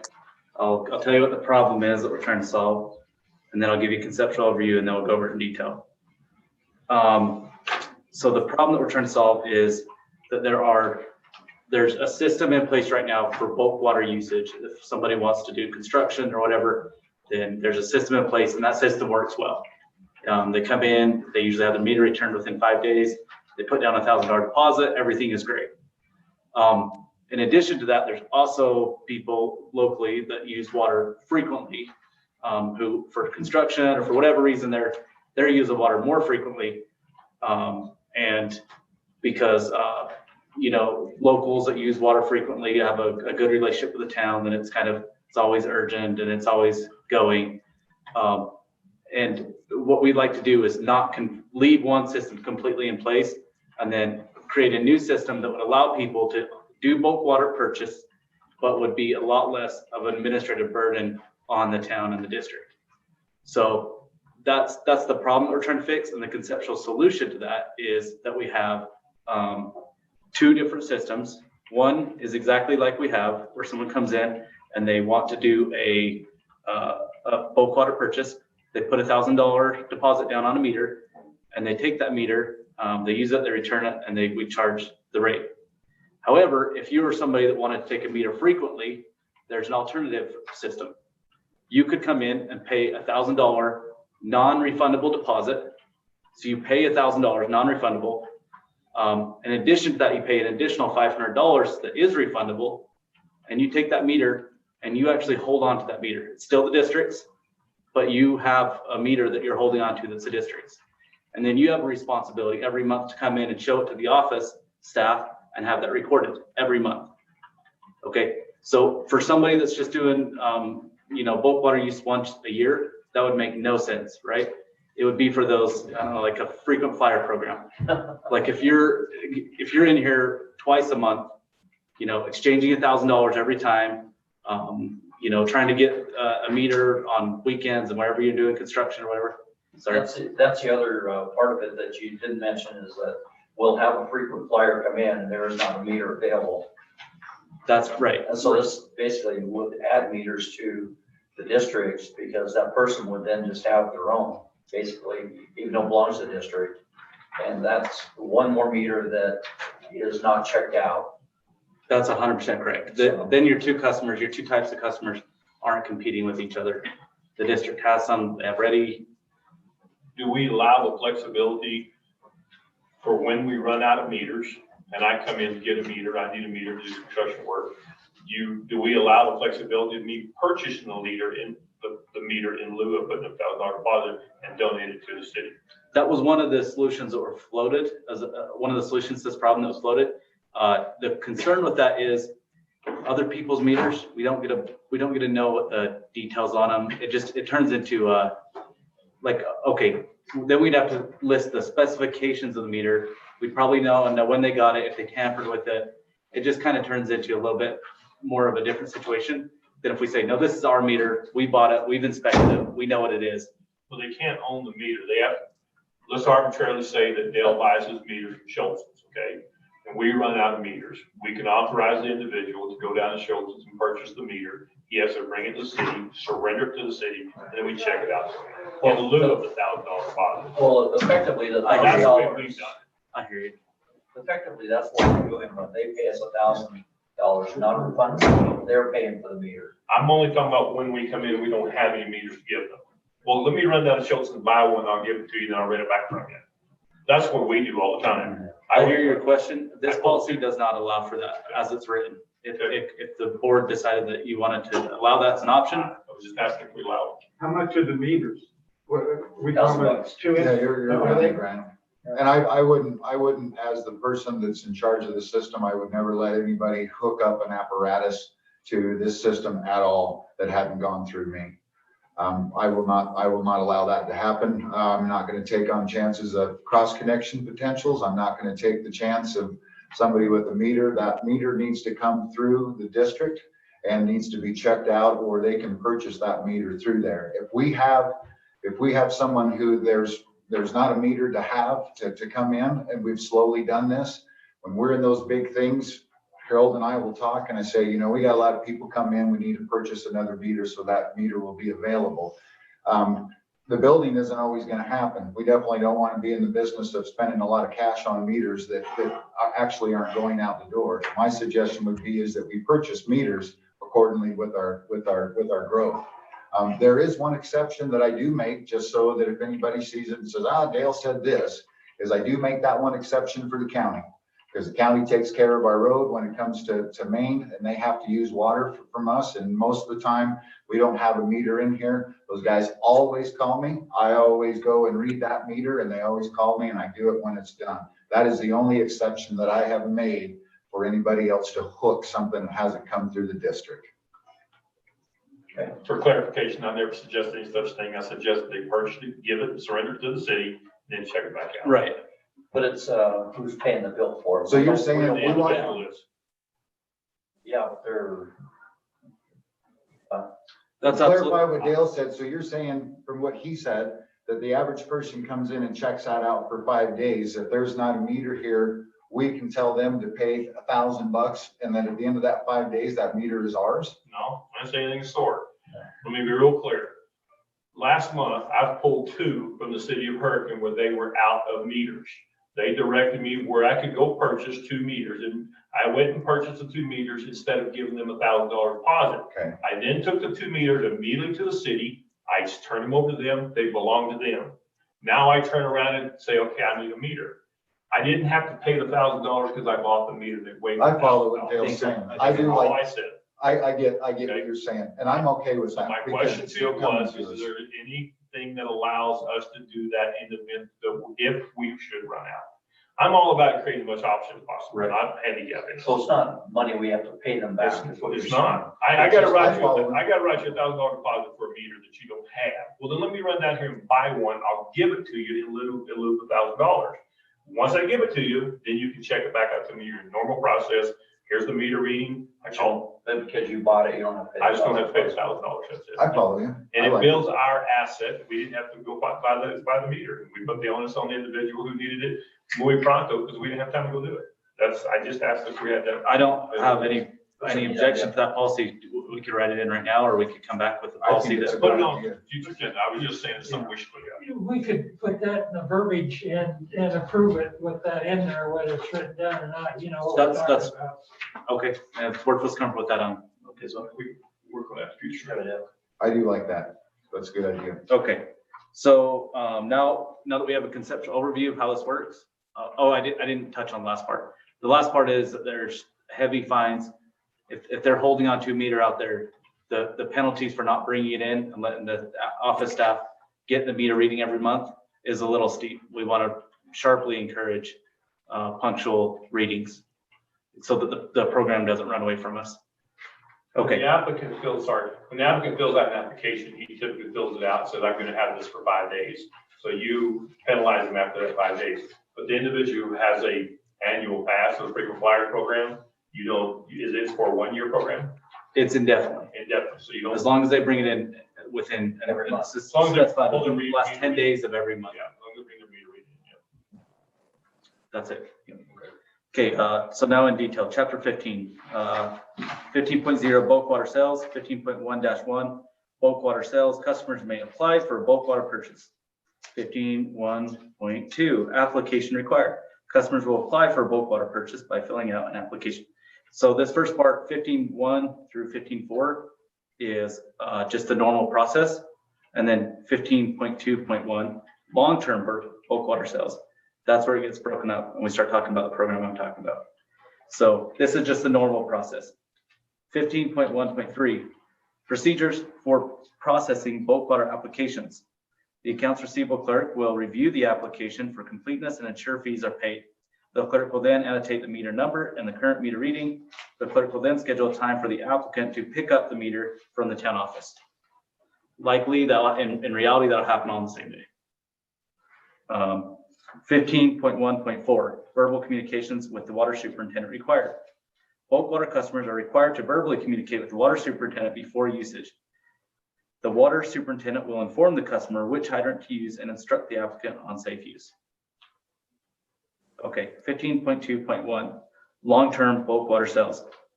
15.2.2, application required. Customers will apply for bulk water purchase by filling out an application for bulk water purchase. 15.2.3, and that's all the same. 15.2.4.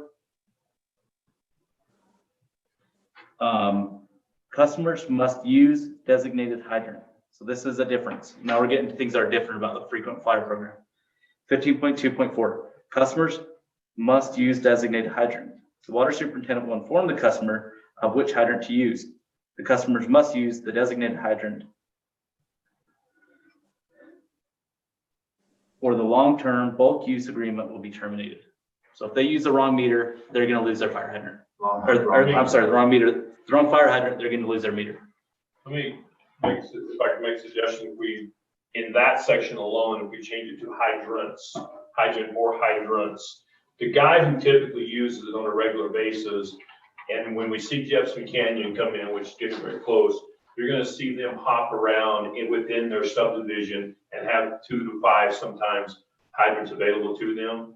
So where they're gonna be the customer that typically uses it on a reoccurring basis like that, they're probably gonna be a little bit more mobile than just one isolated corner.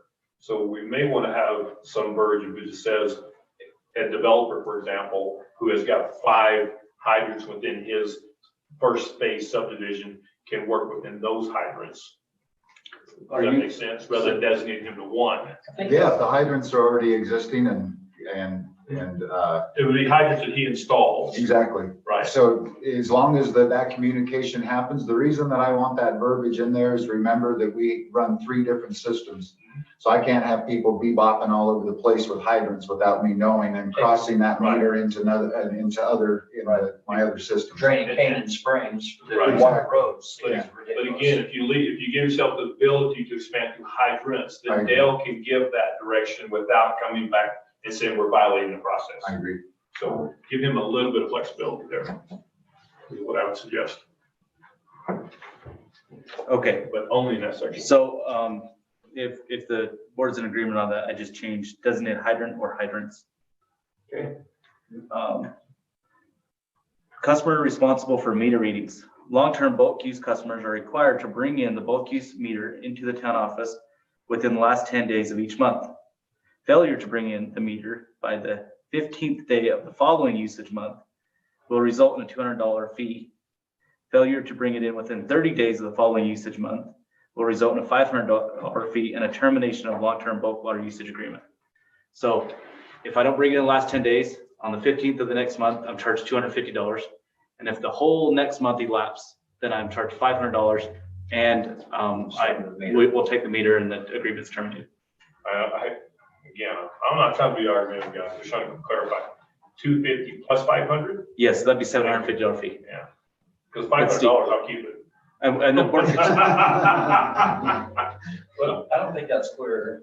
It's not clear. I was reading that as it would, 250. your fee would be 500 if you didn't come in. Right. In other words, it's 250 plus another 250. That's how it is, what right? amount would you like to see? And then I'll make that up.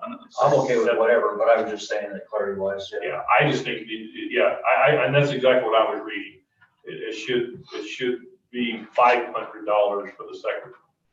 So The next if, one. I'll change that. 250 plus the 500, you're saying 500 total. I don't care what the total is, just identify it, because the way I read it is, Right.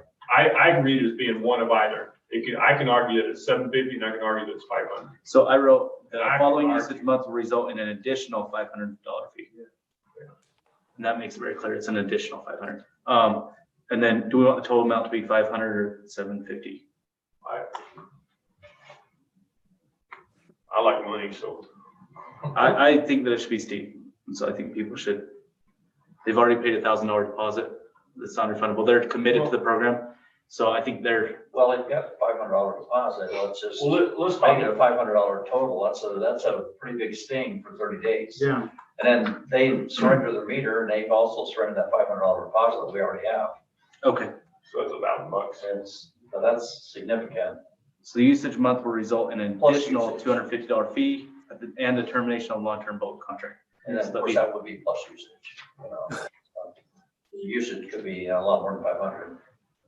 But I don't know if you need to word that or not. Okay, 12.26, customers responsible for damage to meter. Any damage to meter will be paid at the expense of the customer. I think that's pretty clear. Tampering with meter prohibited.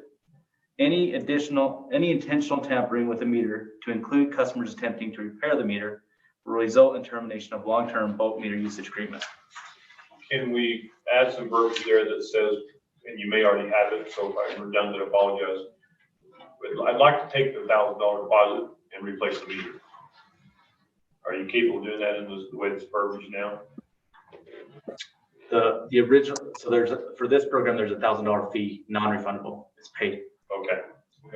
And so if they come, so basically when we're talking to customers based on this policy, what we tell them is, you do not get to fix the meter. Don't tamper with it, don't fix it, don't anything. If you break it, bring it to us, we'll repair it and we'll send you a bill. Do we feel like the $1,000 fee that we're charging them up front, I'm going to treat that as a we're generating fees.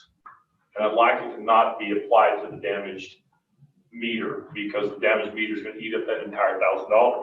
No, that $1,000 is a purchase. They don't get, that doesn't come, that's ours. That's That's what I said. The $1,000 that I pay up front, I would like to treat it as a fee. So I want that money to come to the district, okay? So that's our money. But if they damage the meter, it will take that $1,000 and replace that meter. I'd like to have an additional $1,000 damage for that meter somehow. Yeah, I think the verbiage that they have is fine. They're just saying that you pay $1,000, you get a meter. You damage it, you have to pay for whatever that damage is. And we just went through this. They broke it. With one of them that was broken, and we went down. Aren't they putting a $500 deposit? Yes. And that we would not touch that. So I think the verbiage is reflecting, if I understand you correctly, exactly what you're saying. They pay the $1,000 fee, that's it, it's gone. That's gone. Now, if they break something, they pay for it. If they break the whole thing, they pay a whole new $1,000. How do we collect it is the avenue I'm looking for. The collection happens by either they do it or we terminate the agreement. And if there's more, so here's a possibility. That if the damage was more than $500 and they were unwilling to pay for it, we'd keep the deposit, and technically the district, in order to replace that meter, would probably be out some. But keep in mind, the district didn't originally buy it. So overall, the net amount that the district's out is still above zero. That's not true, because again, that $1,000 we took up front, we don't want it to be crossed over back to this. That's gone. That's our money. It's how we build our asset. We need to be able to make them pay for that meter. So I don't want to use that original $1,000 to solve that Well, problem. that $1,000 is basically paying for that meter up front. And then a $500 deposit is just for that water bill, whether they come in and pay it or not. If they damage the meter, we still have that $500 deposit, and we still have their commitment that they have to repair that meter which if they decide not to, we're terminating an agreement. We're out that 1,000, we're out their 500, and they got us on their chase down. And the So, district's out a meter that they didn't have before. you know, So I think in a way, it completely gets at what you're asking for. If I understand you correctly, it completely gets everything you're asking for. It's possible that it doesn't cover, that if the customer said, shove off, I'm never gonna talk to you again, the district couldn't fully replace that meter. They could only half replace it. Right, and I don't want to be the losing money situation. Mhm. That's what I'm saying. I don't want the original $1,000 was never intended to pay for the meter. It's intended to be our. that's how we came up with the policy, was intended to cover our costs, not to make money of $1,000. It was to pay for that meter. That was, you know, and the other thing, we still gotta remember, we're trying to be, you know, user-friendly, so to speak. And, you know, if we get these fees up high enough, then the program's useless. So I think we're covered on this, and, you know, we get burned one time, we'll revisit this and decide to maybe tweak it based on how we got burned on it. But I think this covers it. How do you feel about it? I like it. I helped John, well, I looked at John while he wrote it down. But yeah, I like, it took a minute for me to be sold on it. When he first explained it to me, I thought, oh God, this is gonna go over like a turd and punch bowl. But then when he actually got into it, I like what he did. I agree with it. Well, you're the I one wonder, that's if I may, there's one other scenario that's a possibility in the frequent flyer, the long-term usage, and that is the meter just simply wears out. They have it for a long time. How do you handle that situation? Through your profits of your water and through your impact fees. Are we charging a monthly fee on the frequent flyers, or what's the? Yeah, you're still getting your water rate. That's presumed, right? Yeah, but that's paying for water. I was just thinking if you had a monthly. We can make the policy more clear, but my recommendation would be that they still pay for it.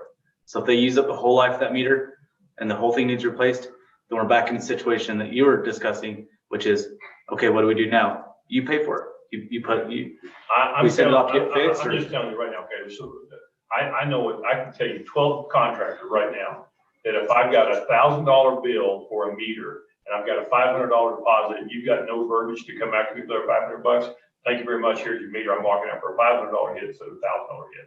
I'm just saying I don't want to be in a losing proposition, that's all I'm saying. That makes a lot of sense. And you can't charge for a monthly rate for the meter, because if I want to buy water from you at $1.25, $1,000, then you've got to get it to me via that meter.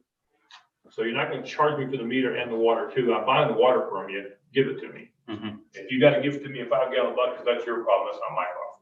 That's what the contractor's going to say. So I just think we're in a Do you want to position. just up that deposit to $1,000 or something? So I think you should, instead of yes. 500, I think you should. at least if we never, you know, the meters. I just don't want to be in a position where we lose $500. And guys, we're talking about 1 or 2 or 3 people a year at most. I realize that. But 5 years, 8 years, 10 years from now, when we got 3,000, 4,000, 500,000, whatever homes y'all think we're going to build here, it's going to be a big enough problem where it becomes a problem.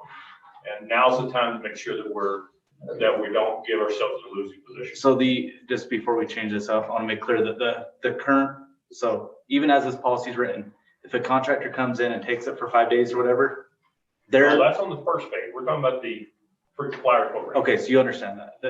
It is $1,000 fee for the, okay, We're talking about the frequent flyer program.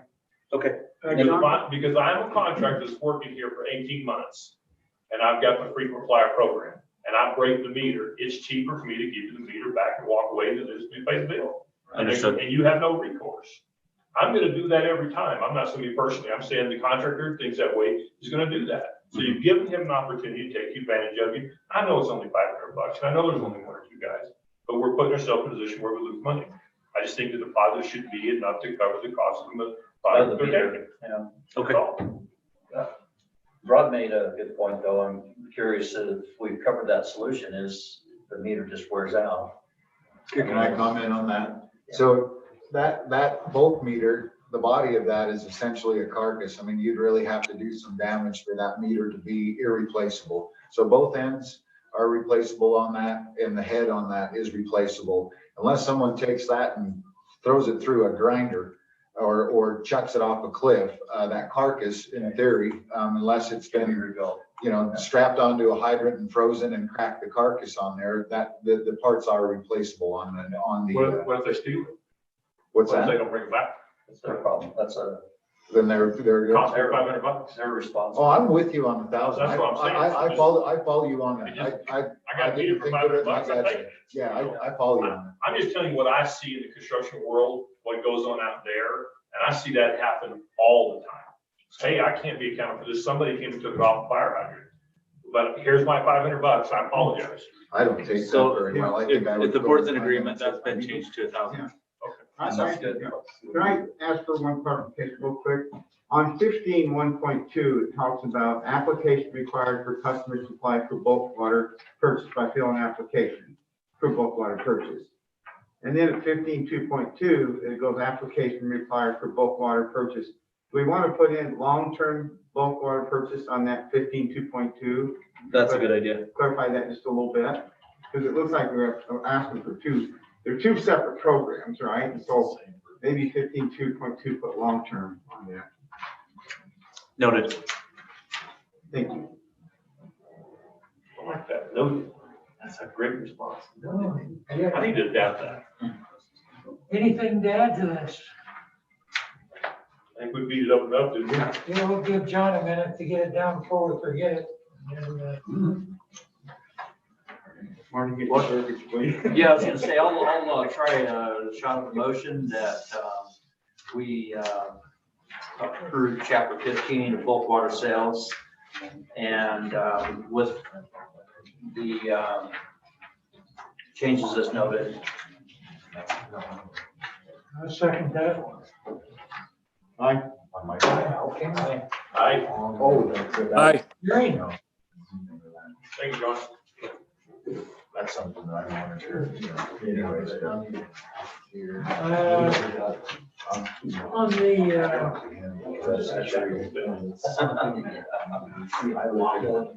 yeah, the other policies will take up much more, right? Is there any more on the agenda? Or did I miss one? on the No, agenda? no, no, we discussed one of these. Yes, the other ones are in the pipeline. Yep, that's all good. Don't sound it. Okay, does anybody have anything, any comments, anything they want to discuss before we move on? I want to know how I'm gonna Dale drill it weird. I need more vitamins. I couldn't do that. I make a motion to adjourn. We'll get, I'll second that motion. one more on the Yeah, agenda. good. Since it's on there, we should allow people to say something. Oh, yeah. Come and chat. Aye. Worry.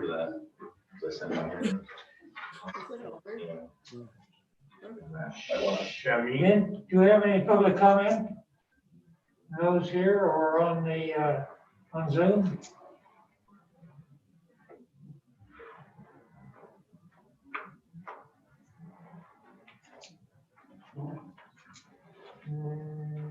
Anybody? Hi, Shameen. Okay, Bye. I have motion that we close the, public comment. A second, Second. vote, Aye. aye. Aye. Aye. Well done. Anybody want to make a motion to adjourn? I'll make the motion to adjourn. A second it? Aye. Aye. Aye. Aye. Aye. Ready to adjourn, Jerry? You what? He said aye. Oh, did you do it? Okay. Barely can hear Did, you. buddy. Thanks, everybody.